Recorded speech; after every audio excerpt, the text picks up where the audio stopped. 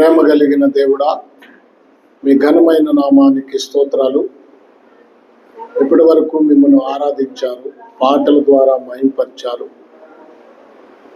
నాయన, సాక్ష్యాలు వారి వారి జీవితాల్లో కలిగిన విషయాలను మీ సన్నిధిలో తెలియజేశారు. వారిని మీరు దీవించి వారి సాక్ష్యాల విషయంలో మీ కృపించి అనేకుల జీవితాల్లో ఇలాంటి అద్భుతమైన కార్యాలు జరిగించమని వేడుకుంటున్నాం. తండ్రి, మీ స్తోత్రం. అన్ని విషయాల్లో మేలు చేయండి, మహిమ పొందండి. మా పట్ల మీరు చూపుతున్న ప్రేమను బట్టి వందనాలు. కొద్ది నిమిషాలు మీరు మాతో మాట్లాడి మమ్మల్ని బలపరిచి నడిపించమని, మహిమ పొందమని, మీ నామానికే మహిమ తెచ్చుకోమని స్తుతులు స్తోత్రములు చెల్లిస్తూ యేసు నామములో ప్రార్థన చేస్తున్నాం మా పరమ తండ్రి, ఆమేన్. దేవుని పరిశుద్ధ నామానికి మహిమ కలుగునుగాక. హల్లెలూయా చెప్పండి. చాలా సంతోషం. ఈ దినము దేవుడు మనకిచ్చాడు. ఈ దినమున మనము దేవుణ్ణి ఈ విధంగా ఘనపరుస్తూ ఉన్నాం. అందుకు దేవుణ్ణి స్తుతించుట మంచిది.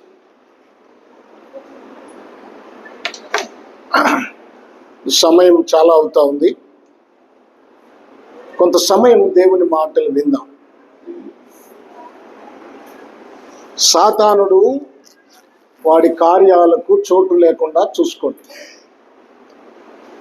సాతానుడు ఏం చేస్తాడు? సాతానుకి ఒక భక్తుడు చెప్తాడు, సాతానికి 4 కుమారులు ఉన్నారట.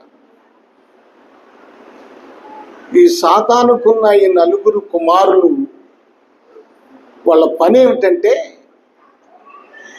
చర్చికి వచ్చే విశ్వాసుల్ని రానియకుండా చేస్తాడు.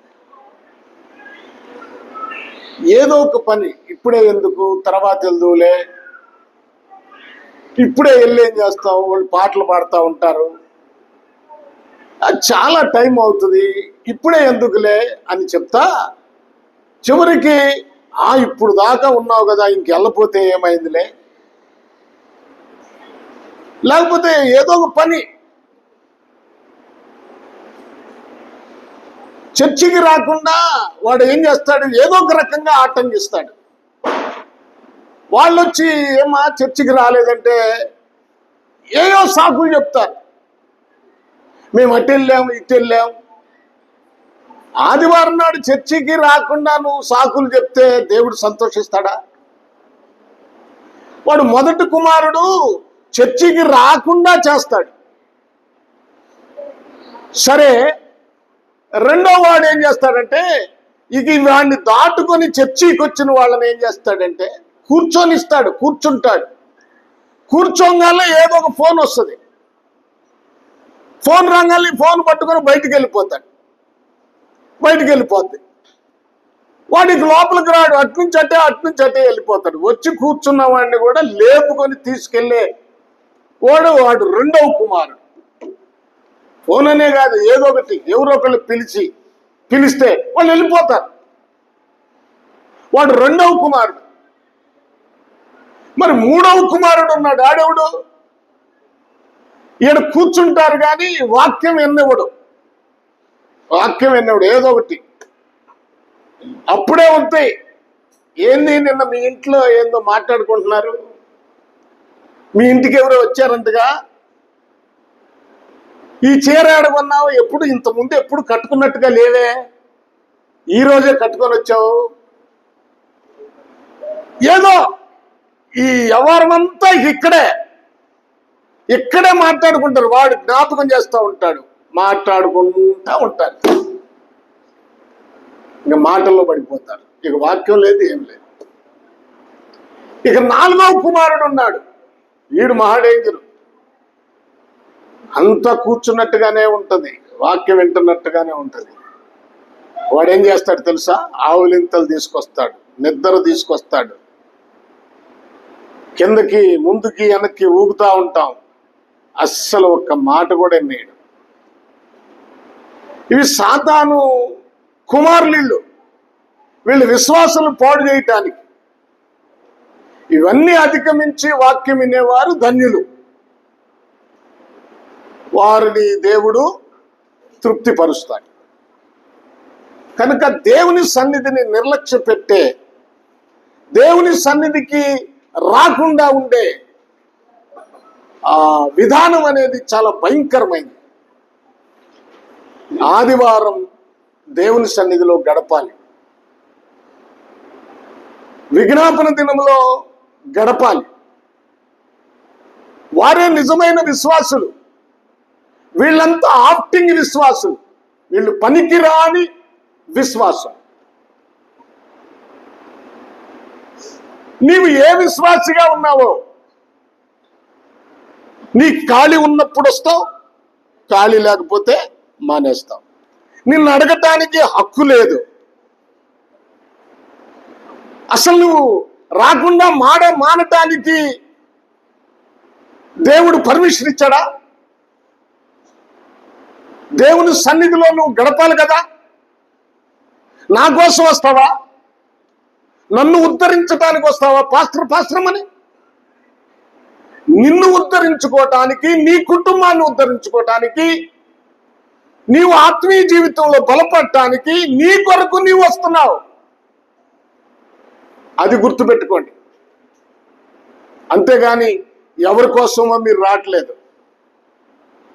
యేసయ్య నీ కోసం సిలువ వేయబడ్డాడు. యేసయ్య నీ కోసం ఈ లోకములో శ్రమ పొందాడు. చూడండి, వాక్యంలో కొన్ని విషయాలు జ్ఞాపకం చేసుకుందాం. ఈ మాసం దేవుడు నాకు ఇచ్చిన పత్రిక యోధా పత్రిక. యోధా పత్రికలో మొదటి అధ్యాయం మొదటి వచనాన్ని నేను చదువుతున్నాను, మీరందరూ చూడండి. మొదటి అధ్యాయము మొదటి వచనాన్ని నేను చదువుతున్నాను, మీరందరూ చూడండి. యేసుక్రీస్తు దాసుడను యాకోబు సహోదరుడు నైన యోధా, తండ్రి అయిన దేవుని యందు ప్రేమింపబడి యేసుక్రీస్తునందు భద్రము చేయబడి పిలువబడిన వారికి శుభమని చెప్పి వ్రాయునది. ఏమిటంట? పిలువబడిన వారికి శుభమని చెప్పి వ్రాయునది. వినండి వినండి. బైబిల్లో మనం చూసినప్పుడు చాలా మంది యోధాలు ఉన్నారు. ఇది యోధా పత్రిక.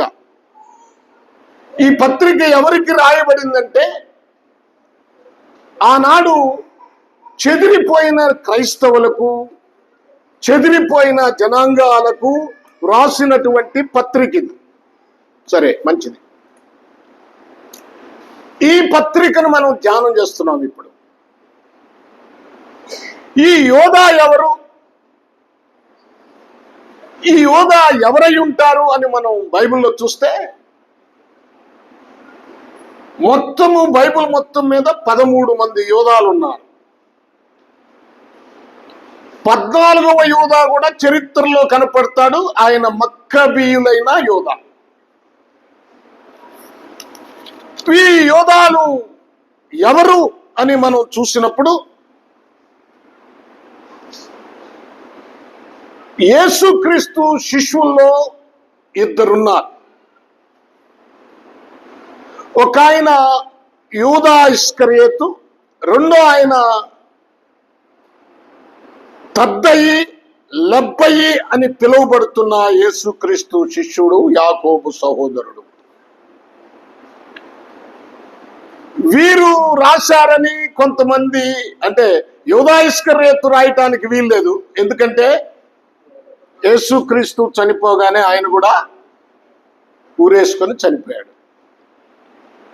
ఈ దత్తయి లబ్బయి అనే యూదా ఇస్కరియోతు, ఇతడు యాకోబు సహోదరుడు కనుక యోధా ఇస్కరియోతు కాదు. ఈ యోధా మారు పేరు కలిగిన వాడు కనుక ఇతడు రాశాడని అనుకుంటారు, కానీ ఈయన కూడా రాయలేదు. ఎందుకంటే ఆ యోధా పత్రికలో మీరు చూస్తే 17-18 వచనాలు. అయితే ప్రియులారా, అంత్యకాలమునందు తమ భక్తిహీనమైన దురాశల చొప్పున నడుచుచు పరిహాసకులుందురని మన ప్రభు అయిన యేసుక్రీస్తు అపోస్తులు పూర్వమందు మీతో చెప్పిన మాటలు జ్ఞాపకము చేసుకొనుడి అన్నాడు. అంటే ఈ యూదా అపోస్తులుడు గనుక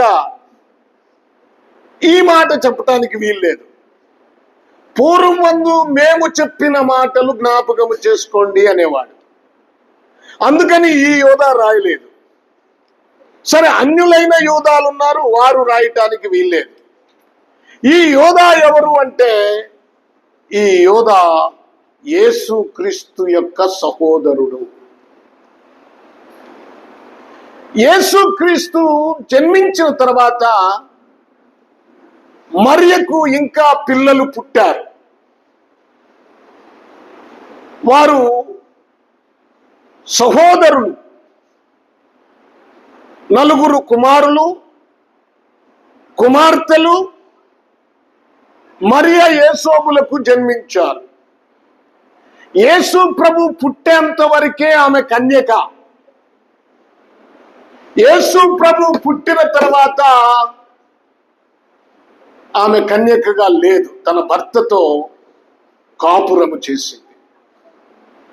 బిడ్డలు పుట్టారు. మత్తయి రాసిన సువార్త 13వ అధ్యాయము మీరు 55వ వచనం చదవండి. చూడండి, కొంచెం జాగ్రత్తగా వినండి. ఇతడు వడ్లవాని కుమారుడు కాడా? ఇతడు తల్లి పేరు మరియ కాదా? యాకోబు.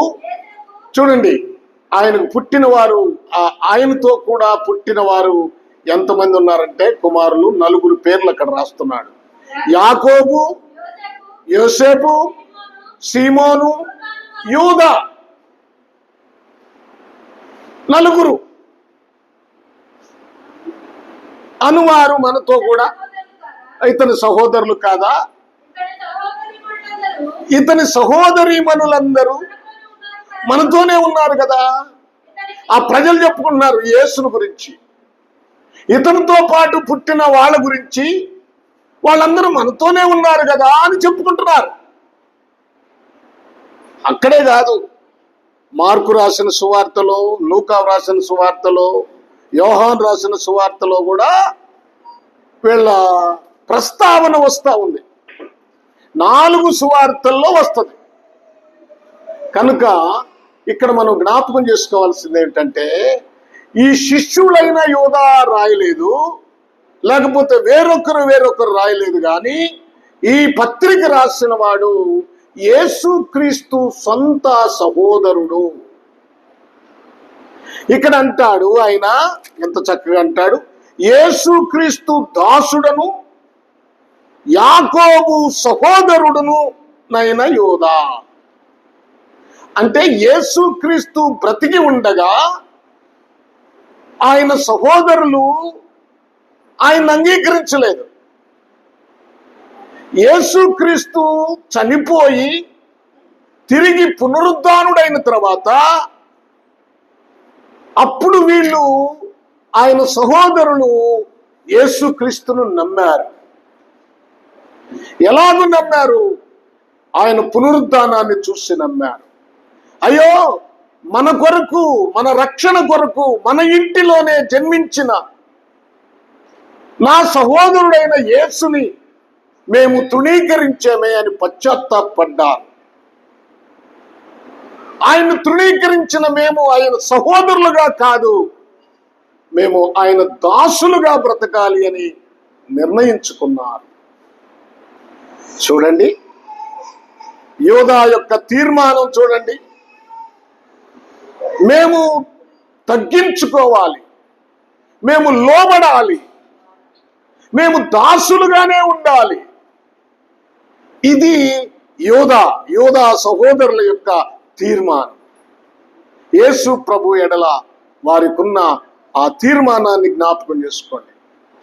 నేను యేసు సహోదరుడని చెప్పట్లేదు. ఆయన యేసుక్రీస్తు తర్వాత జన్మించిన వారిలో పెద్దవాడు యాకోబు గనుక ఆ యాకోబు సహోదరులను యేసుక్రీస్తు దాసుడను అని చెప్తున్నాడు. ఈ యోధాలో ఉన్న ఆ ప్రత్యేకతను మీరు జ్ఞాపకం చేసుకున్నాం. ఆ తగ్గింపును మనం జ్ఞాపకం చేసుకుందాం. ప్రతి ఒక్కరూ వారి వారి జీవితాల్లో ఇలాంటి తగ్గింపు ఉండాలి, ఇలాంటి లోబడే తత్వం ఉండాలి. ఆ తర్వాత ఏమన్నాడు చూడండి, సహోదరును దాసుడును అన్నాడు కదా. అసలు దాసులు ఎవరు? నేను 2 మాటలు చెప్పి ముందుకెళ్తా. ఈ దాసుల గురించి నేను మీతో కొన్ని విషయాలు చెప్తాను. బైబిల్లో మనకి స్పష్టంగా కనపడుతున్న దాసులు 4 ఉన్నారు. 4 రకాల వాళ్ళు. 4 రకాల వాళ్ళు దాసులు ఎవరు? ఒకటి, యుద్ధములో ఓడిపోయిన వారు గెలిచిన వారికి దాసులు అవుతారు. యుద్ధం జరిగిన తర్వాత ఆ యుద్ధంలో ఎవరైతే గెలిచారో వారు గెలిచిన వానికి దాసులు అవుతారు. మనకి ఫిలిస్తీన్లకు ఇశ్రాయేలీలకు యుద్ధము జరుగుతూ ఉన్నప్పుడు ఫిలిస్తీన్ల దండులో నుంచి ఆజానుబాహుడైన గొల్యాతు బయటకు వచ్చి అంటాడు, మీరు సమూయేలు మొదటి గ్రంథం 17వ అధ్యాయము 8వ వచనాన్ని చూడండి. సమూయేలు మొదటి గ్రంథం 17. యుద్ధ పంక్తులు తీర్చుటకై మీరెందుకు బయలుదేరి వచ్చితిరి? నేను ఫిలిస్తీయుని గానా? మీరు సౌలు యొక్క దాసులు కాదా? మీ పక్షముగా ఎవరినైనా ఒకరిని ఏర్పరచుకోండి, వాడిని నా యొద్దకు పంపండి. అతడు నాతో పోట్లాడి ఏంటంటున్నాడు? నన్ను చంపగలిగిన ఎడల మేమందరము మీకు దాసులం అవుతాం. నేను గాని జయిస్తే, అతన్ని చంపితే మీరందరూ మాకు దాసులు కావాలి. చూడండి, ఇక్కడ యుద్ధములో ఓడిపోయిన వారు దాసులు కావాలి, గెలిచిన వారు యజమానులు అవుతారు. అవునా? కనుక మనము యుద్ధములో గెలవాలి. ఇప్పుడు సంఘమైన మనకిని సాతానికి యుద్ధం జరుగుతుంది. యేసు ప్రభు వారు ఉపవాసం ఉన్నప్పుడు సాతాను యేసు ప్రభు వారి దగ్గరికి వెళ్ళి, నీకు ఆకలి అవుతుంది కదా, ఈ రాళ్లను రొట్టెలుగా మార్చుకొని తినమంటే దేవుడు అన్నాడు, మనుష్యుడు రొట్టె వలన కాదు, దేవుని నోటి నుండి వచ్చు మాట వలన బ్రతుకుతాడని యేసు ప్రభు చెప్పారు. రెండోసారి ఇక్కడి నుంచి దూకు, దేవదూతలు మీకు పరిచర్య చేస్తారంటే సాతాన్ని గద్దించాడు. ఆ తర్వాత నువ్వు ఒక్క లోక రాజ్యాలన్నీ చూపించి, లోక వైభవాన్ని చూపించి, లోకంలో ఉన్న వాటిని చూపించి, నువ్వు ఒక్కసారి నాకు నమస్కారం చేస్తే ఇవన్నీ నీ వశం చేస్తానంటే యేసు ప్రభువారు సాతాన కొమ్మని గద్దించాడు. ఇప్పుడు సాతాను లోకానికి యేసు ప్రభుకి జరిగిన ఆ యుద్ధములో, ఆ మాటల యుద్ధములో, ఆ ప్రేరేపణ యుద్ధములో యేసు ప్రభు గెలిచాడు. నేను లోకమును జయించాను అన్నాడు. ఈ రోజున విశ్వాసులకి లోకానికి యుద్ధం జరుగుతుంది. యుద్ధం జరుగుతూ ఉంటే ఈ లోకాల్లో నువ్వు కలిసిపోతున్నావా? సాతాను ప్రేరేపణకు లోబడిపోయి ఓడిపోతున్నావా? ఆలోచించు. లోక సంబంధమైన కోరికలు నీలోకొచ్చి సాతానుకు దాసులైపోతున్నారా? లోకాన్ని చూపిస్తాడు, ఈ ఆస్తులు చూపిస్తాడు, ఈ ఐశ్వర్యాన్ని చూపిస్తాడు, దానికి లోబడిపోయి దేవుని వాక్యానికి వ్యతిరేకంగా జీవిస్తే, దేవుని వాక్యాన్ని వదిలి పక్కకి వెళ్ళిపోతే నువ్వెవరికి దాసులు? నీ పరిస్థితి ఏంటి? నీవు యుద్ధంలో ఓడిపోయినట్టు కాదా? ఈ లోకంలో సాతానుడు అనేక రకాలైన బాణాలు మన మీద వేస్తాడు. ఈ శరీర సంబంధమైన కోరికలు, గొప్పతనం అనే కోరికలు, లోకములో అందరితో పాటు పోటీ పడాలి, వారికన్నా నేను ఎక్కువగా కనపడాలనే ఆలోచనలు, నిన్ను నీవు తగ్గించుకోలేని పరిస్థితులు సాతానుడు నీకు కలుగు చేసినప్పుడు, నీ మీదకి తీసుకొచ్చినప్పుడు నువ్వే విధంగా ఉంటున్నావు? సాతాన్ని జయించగలుగుతున్నావా? లోబడిపోతున్నావా? యుద్ధం ఇప్పుడు, ఈ జీవితం ఒక యుద్ధముతో కూడినది. సాతానికి మనకి, అంటే లోకానికి, పాపానికి మనకి యుద్ధం జరుగుతుంది. యుద్ధ రంగములో ఉన్నాం మనం. అందుకే సులువుగా చిక్కులు పెట్టు పాపమును విడిచిపెట్టి మనం చాలా సింపుల్ గా పాపములో పడేస్తాడు సాతానుడు. ఇది తప్పు లేదులే, చేసేస్తాం. ప్రార్థన చేసుకుంటున్నాం కదా, ఇవన్నీ చేస్తే తప్పేంటి? ఇక నేను విడమర్చి చెప్పను. నువ్వు చేసే వాటిని నేను విడమర్చి చెప్పను. నువ్వు అనుకుంటావు, కానీ సులువుగా చిక్కులు పెడుతున్నాడు, సులువుగా నిన్ను పడేస్తున్నాడు సాతానుడు. చాలా సింపుల్ గా పడేస్తున్నాడు. ఏమైంది నీ పరిస్థితి? ఓడిపోయావు కదా. అందుకే పౌలు భక్తుడు ఏమన్నాడు? నువ్వు విశ్వాసమునకు కర్త అయిన యేసు వైపు చూడు. లోకం వైపు ఎందుకు చూస్తావు? పక్కనున్న వారి పరిస్థితులను ఎందుకు చూస్తావు? వాళ్ళతో నువ్వెందుకు పోటీ పడతావు? వాళ్ళు చేసిన పనులు నువ్వెందుకు చేస్తావు?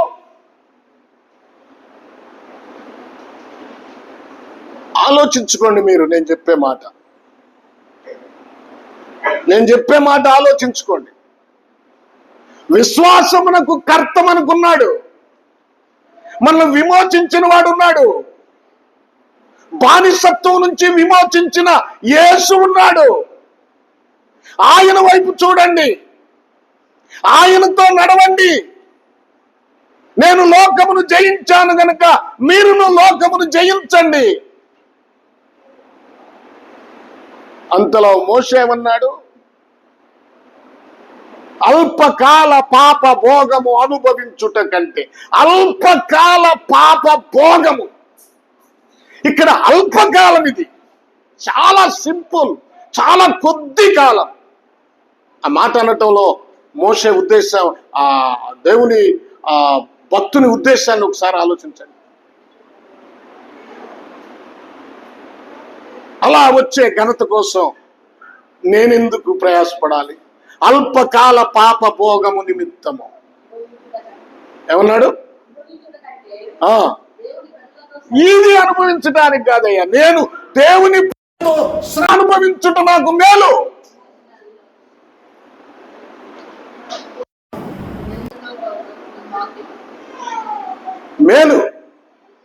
ఆ తర్వాత ఐగుప్తు దేశపు సింహాసనము కంటే, ధనము కంటే,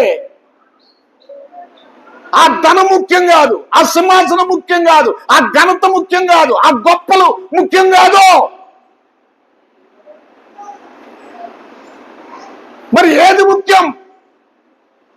విశ్వాసమునకు కర్త అయిన యేసు వైపు చూసి పరిగెత్తడం ముఖ్యం. అర్థమైందా? అలాగే మనం పరిగెత్తాలి. దేవుని ప్రజలతో శ్రమ అనుభవిస్తున్నాను, యేసు కొరకు వీటన్నిటిని వదిలిపెడుతున్నాను. మండుచున్న పదుందే, పదలో మాట్లాడాడు యెహోవా దూతగా యేసుక్రీస్తు. ఆయనను అప్పుడే చూశాడు, ఆయన అప్పుడే అనుభవిస్తున్నాడు, అప్పుడే అనుసరిస్తున్నాడు. మనం అనుసరిస్తున్నామా?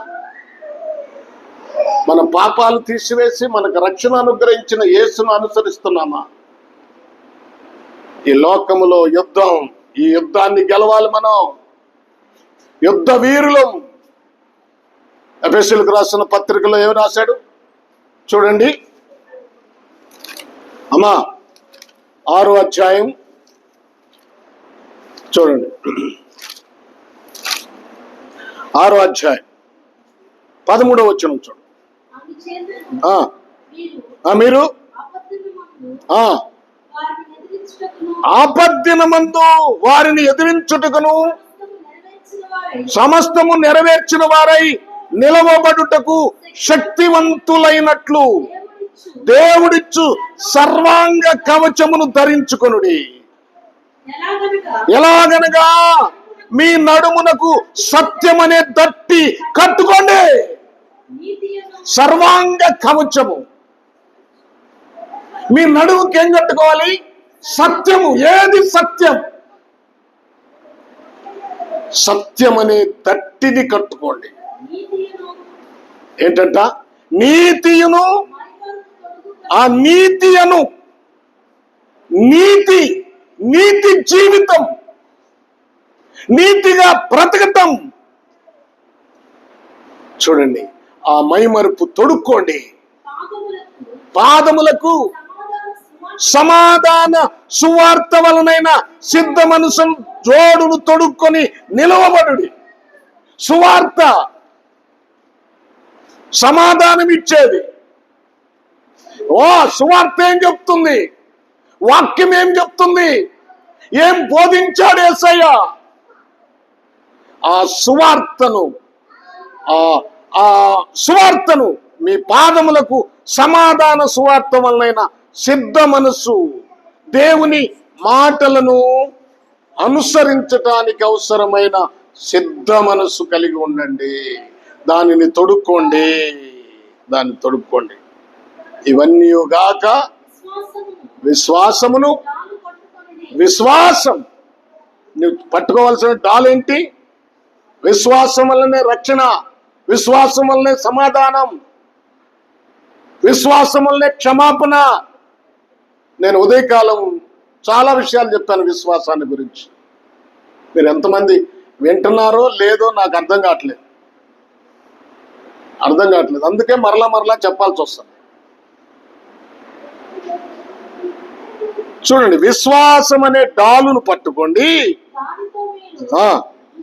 దుష్టుని అగ్ని బాణములన్నిటినీ ఆర్పివేయుటకు, తర్వాత రక్షణను, శిరస్త్రామను, దేవుని వాక్యమును, ఆత్మ ఖడ్గమును ధరించుకొనుడి. ప్రతి సమయమందున ప్రతి విధమైన ప్రార్థనను, విజ్ఞాపనను చేయొచ్చు. ఆ విషయమై సమస్త పరిశుద్ధుల నిమిత్తము పూర్ణమైన పట్టుదలతో విజ్ఞాపన చేయొచ్చు. మెలకుగా యుద్ధం చేయండి.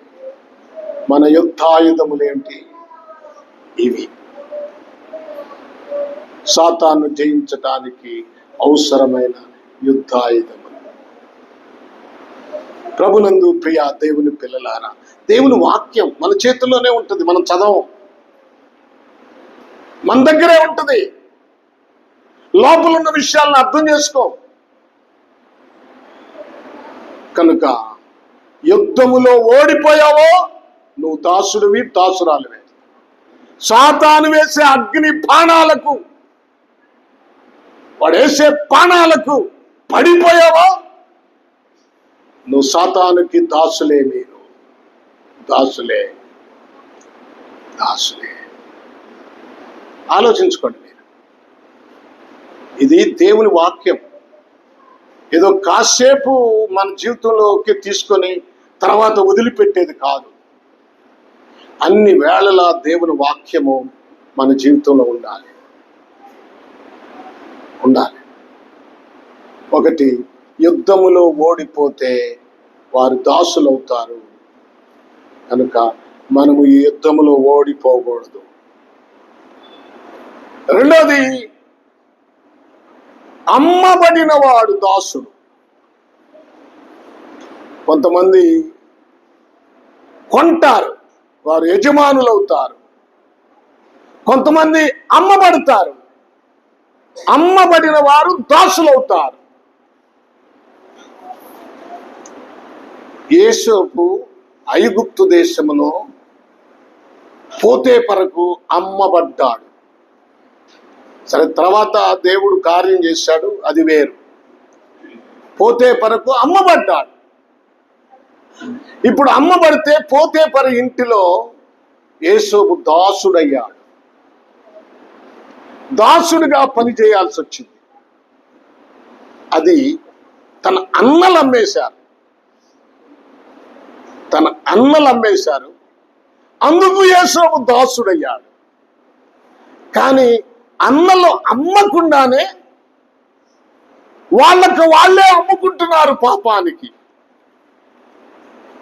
పాపానికి అమ్ముకుంటున్నారంట. చూడండి, రోమా పత్రిక 7వ అధ్యాయము 14వ వచనం. ధర్మశాస్త్రము ఆత్మ సంబంధమైనదని. అయితే నేను పాపమునకు అమ్మబడి పాపానికి అమ్మబడ్డాను నేను. అంటే ఆయన సూచన ప్రాయంగా చెప్తున్న మాట అది. ఆయన అమ్మబడ్డాడని కాదు, పాపానికి అమ్మబడి. కొంతమంది పాపానికి అమ్మబడుతున్నారు. ఏలియాతో ఆహాబు అంటాడు, నా పగవాడా నీ చేతిలో నేను చిక్కబడ్డానంటే, కాదు నాయనా. చూడండి ఆ మాట చూడండి. రాజుల మొదటి గ్రంథము 21వ అధ్యాయము 21వ వచనం చూడండి. 20వ వచనమా చూడండి. రాజు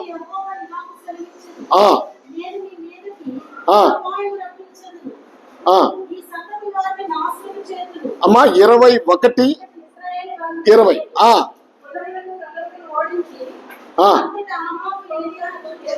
అది ఏలియాను చూసి, నా పగవాడా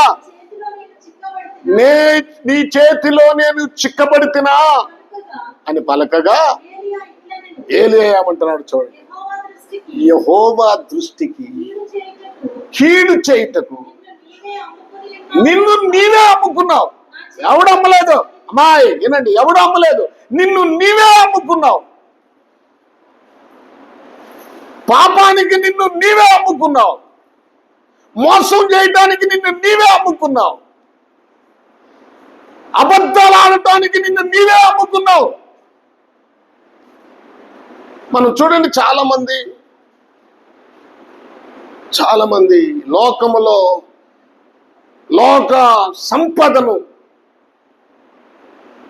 పోగు చేసుకోవటానికి కానీ, లేకపోతే వాటి మీద దురాశ కలిగి కానీ దానికి అమ్ముకుంటారు. ఎలాగ అమ్ముకుంటారు? కొంతమంది శరీరాన్ని అమ్ముకుంటారు. వాళ్ళకి కావాల్సింది ఏంటంటే డబ్బు, వాళ్ళకి కావాల్సింది బంగారం, వాళ్ళకి కావాల్సింది ఈ లోక సంబంధమైన వైభవం. ఆ వైభవం కోసం వాళ్ళకు వాళ్ళే పాపానికి అమ్ముకుంటారు.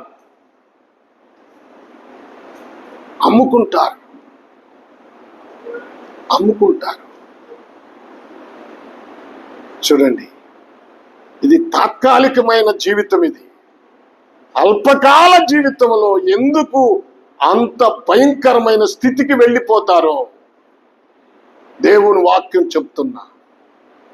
నా పగవాడా నీ చేతిలో దొరికానంటే, కాదు నాయన, పాపము చేయటానికి నిన్ను నీవే అమ్ముకున్నావు.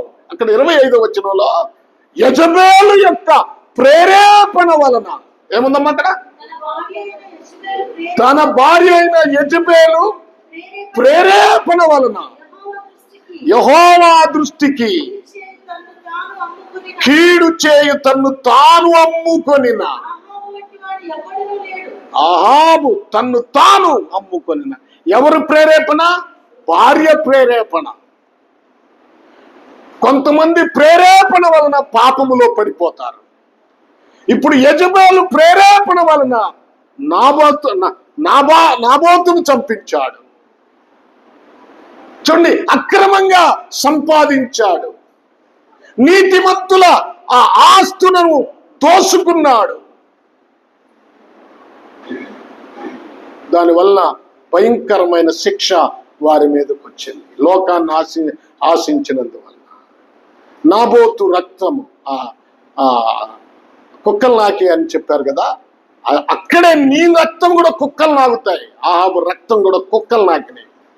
అలాగే యెజబెలు రక్తం కదా, శరీరమే అసలు కనపడకుండా రథాల క్రింద నలిగిపోయింది. చూడండి, అల్పకాల ఈ లోకములో పాప భోగము అనుభవించటానికి ప్రయత్నించినటువంటి, తన్ను తామే అమ్ముకున్నటువంటి ఆహాబు యెజబెలు పరిస్థితి ఏమైంది? పాపానికి అమ్ముకున్న ఆహాబు యెజబెలు పరిస్థితి ఎంత దారుణమైంది. ఒక్కసారి ఆలోచించుకోండి. మనం ఎలా ఉన్నామో ఒకసారి ఆలోచించుకోండి. మన పరిస్థితి ఎలా ఉందో ఒకసారి ఆలోచించుకోండి. ప్రభునందు ప్రియులారా, ఈ మాటలు చాలా ప్రాముఖ్యమైనవి. నువ్వు దాసుడిగా పాపానికి దాసులు వైపారా? ఎంతమంది ఏం చెప్పినా పాపాన్ని మాత్రం, ప్రార్థనకు వచ్చినా ప్రార్థన చేసినా ఆ పాపాన్ని మాత్రం విడిచిపెట్టరు. ఆ పాపాన్ని మాత్రం వదిలిపెట్టలేరు, ఆ అబద్ధాలను వదిలిపెట్టలేరు. అబద్ధికులకు పరలోక రాజ్యం ఉందా? ఏమండి?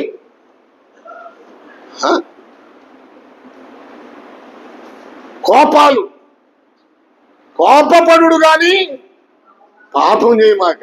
అదేంటి కోపడితే పాపం అంటున్నావు అంటే, ఎదుట వ్యక్తిని మందలించటంలో కోపము ఉండటంలో తప్పు కాదు. ఆ కోపము సూర్యుడు అస్తమించిన తర్వాత అది నిలిచి ఉండకూడదు. సంవత్సరాలు ద్వేషాలు, సంవత్సరాలు పలుక్కోరు, ముఖం తిప్పుకుంటే వెళ్ళిపోతారు ఎదురు పడితే. అరే, మనం దేవుని పిల్లలమే, నా ప్రభు నన్ను క్షమించాడే, నా ప్రభు నా కోసం సిలువ వేయబడ్డాడే, ఇదిగో మీరు ఒకరినొకరు క్షమించుకోమని చెప్పాడే, ఆయన మాటలు అన్నీ కొన్నింట మనకు అవసరమైన మాత్రం వినం, మనకి ఇష్టం లేని మాత్రం వినం.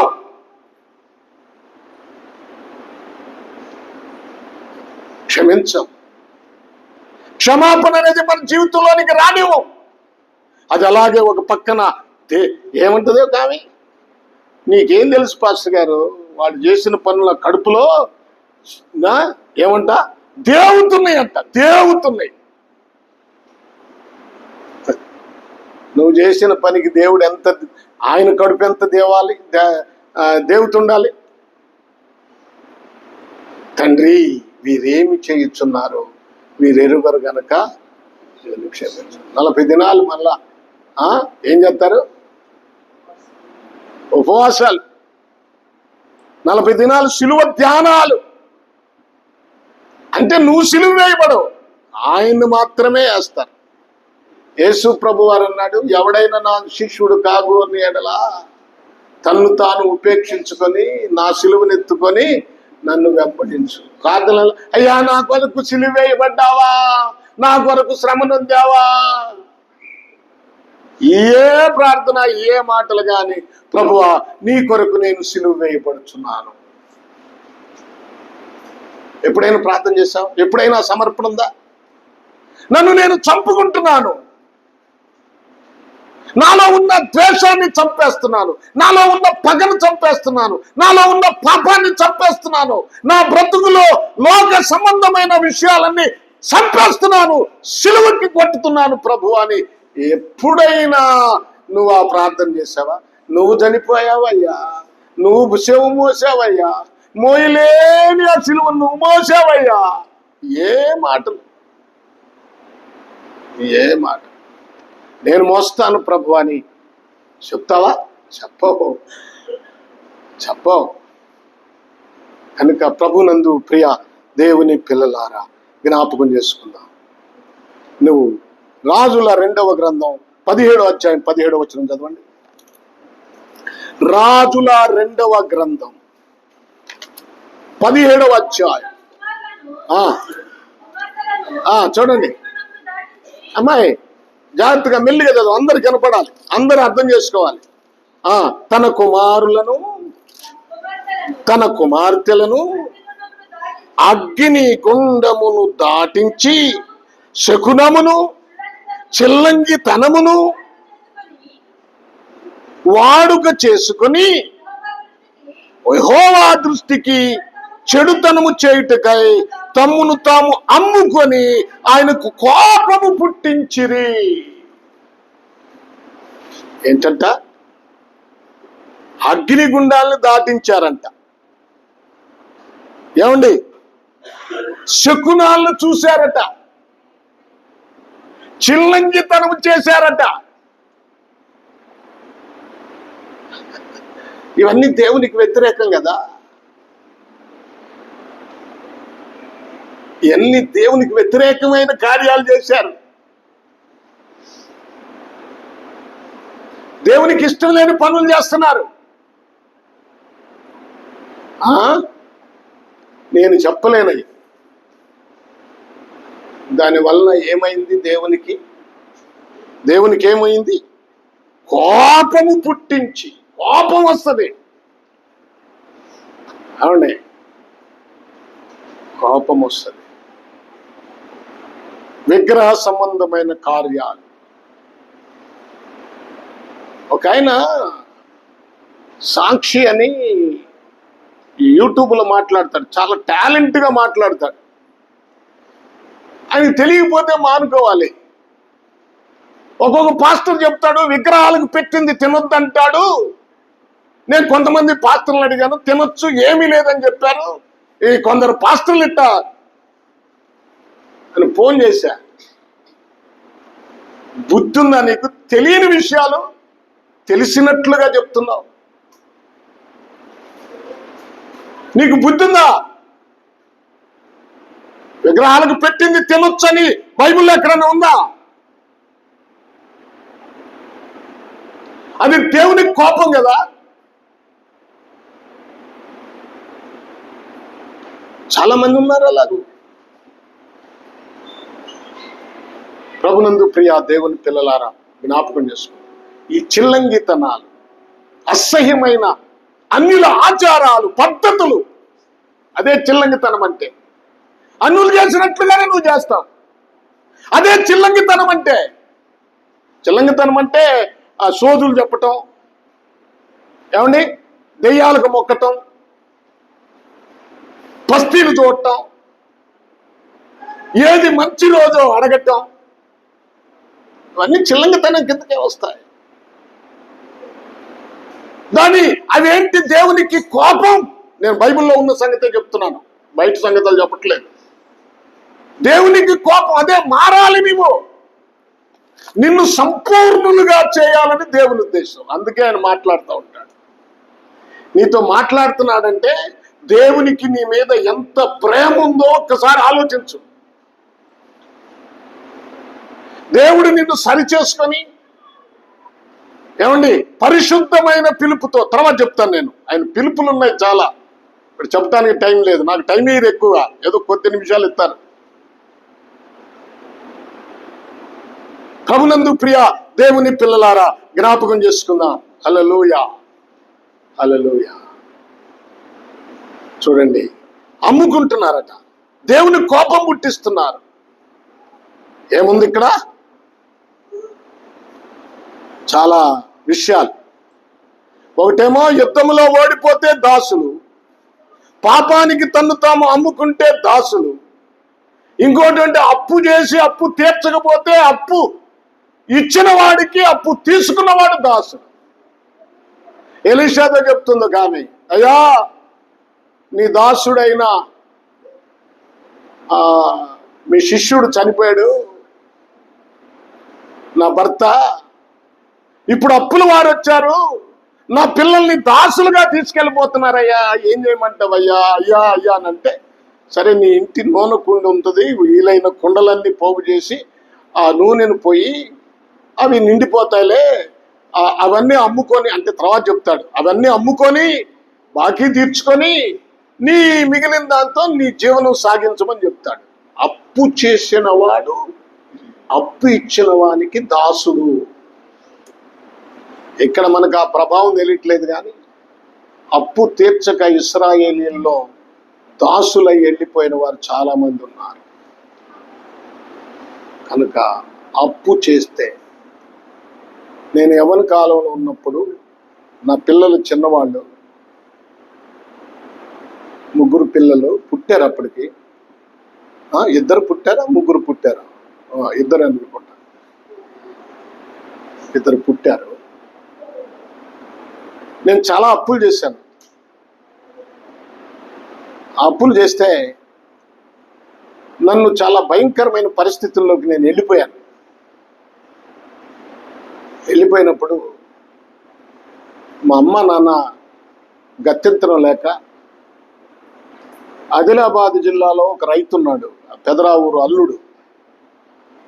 ఆయనతో చెప్పుకుంది, ఇట్లా మా పరిస్థితి ఇలా ఉందంటే ఆయన ఏమన్నా అంటే, సరే నేను ఆ అప్పులన్నీ తీరుస్తాను, మీరు మా దగ్గరకు వచ్చి అక్కడ పొలం ఉంది నాకు, అక్కడ మీరుండి వ్యవసాయం చేయమన్నారు. అప్పులన్నీ తీర్చిన తర్వాత మా అమ్మ నాన్న దాసులుగా వెళ్ళిపోయారు. 2 సంవత్సరాల పైబడి వాడు అక్కడ వెట్టి చాకిరీ చేస్తే గానీ అప్పు తీరలేదు. అప్పిచ్చిన అదే దాసుని నేను కావాలి వాస్తవంగా, కానీ మా అమ్మ నాన్న వెళ్ళారు. ప్రభునందు ప్రియ దేవుని పిల్లలారా, జ్ఞాపకం చేసుకో, నీవు అప్పు తీసుకొని అప్పు తీర్చాలి. తీర్చకపోతే నువ్వు దాసులుగా మిగిలిపోతారు. 4వది ఇంట పుట్టిన దాసుడు అని ఉంటారు. వాళ్ళు ఎవరంటే అప్పటికే దాసులుగా ఉంటారు. ఆ దాసులుగా ఉన్నప్పుడే వారికి బిడ్డలు పుడతారు. ఆ బిడ్డలు కూడా తర్వాత దాసులైపోతారు. కనుక ఈ దాస్యము చాలా భయంకరమైనది. ఇలాంటి దాస్యము నుండి మన ప్రభు అయిన యేసుక్రీస్తు మనల్ని విడిపించాడు. ఈ పాపము నుండి విడిపించాడు. అదే యోధా అంటాడు, యేసుక్రీస్తు దాసుడను అంటే నా పాపముల కొరకు ప్రభు సిలువ వేయబడ్డాడు. ఆయన కార్చిన రక్తము చేత నేను విమోచించబడ్డాను. కనుక ఇప్పుడు పాపము చేయవాడు పాపమునకు దాసుడు. ఆ దాస్యము నుండి నా ప్రభు నన్ను విమోచించాడు. కనుక నేనిప్పుడు ప్రభువుకు దాసుని, యేసుక్రీస్తుకు దాసుని. నేను ఇక దాసుడుగానే ఉంటాను, నా ప్రభువుకు దాసుడుగా ఉంటాను. నా ప్రభువునే నేను వెంబడిస్తాను. ప్రభునందు ప్రియ దేవుని పిల్లలారా, చూడండి, ఒక మాట మీకు జ్ఞాపకం చేసి నేను ముగిస్తానే. చూడండి, కొలస్సీలకు రాసిన పత్రిక 2వ అధ్యాయము 13వ వచనం చూడండి.